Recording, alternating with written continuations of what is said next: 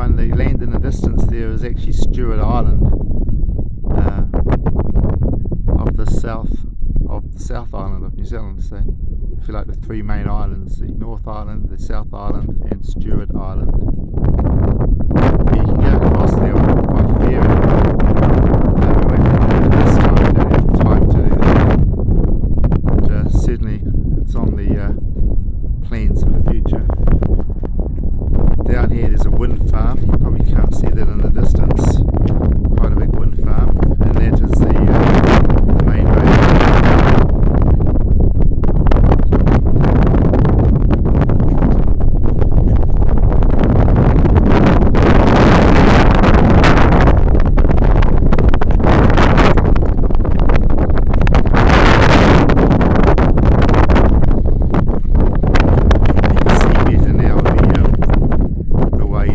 Smelter is out on the end of that peninsula, so back through there is where you head back down